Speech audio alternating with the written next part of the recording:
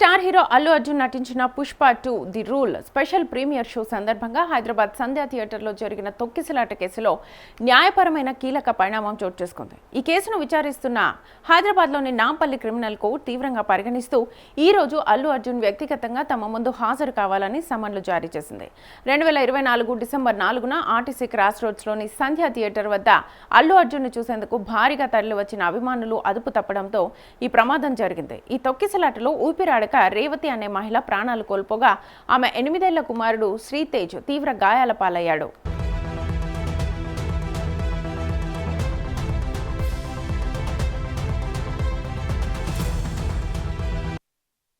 ఈ ఘటనపై సమగ్ర దర్యాప్తు జరిపిన చిక్కడపల్లి పోలీసులు నాంపల్లి కోర్టులో ఛార్జ్షీట్ దాఖలు చేశారు. ఇందులో మొత్తం 23 మందిని నిందితులుగా చేర్చగా థియేటర్ యాజమాన్యం అక్కడి సిబ్బందిని A1 నుంచి A10 నిందితులుగా పేర్కొన్నారు. హీరో అల్లు అర్జున్ను ఈ కేసులో 11వ నిందితుడిగా చేర్చడం సంచలనంగా మారింది. ముందస్తు అనుమతులు తీసుకోకపోవడం, సరైన భద్రతా ఏర్పాట్లు చేయకపోవడం, పోలీసుల హెచ్చరికలను బేఖాతరు చేస్తూ సమన్వయ లోపంతో వ్యవహరించడమే ఈ ప్రమాదానికి కారణమని పోలీసులు ఛార్జ్షీట్లో స్పష్టం చేశారు.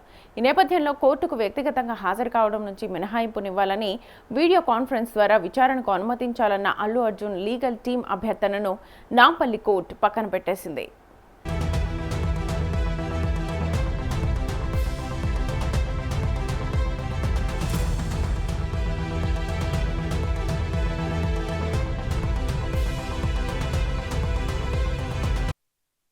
గతంలో ఈ కేసులో అల్లు అర్జున్ను పోలీసులు అరెస్ట్ చేయగా తెలంగాణ హైకోర్టు ఆయనకు షరతులతో కూడిన రెగ్యులర్ బెయిల్ను మంజూరు చేసింది.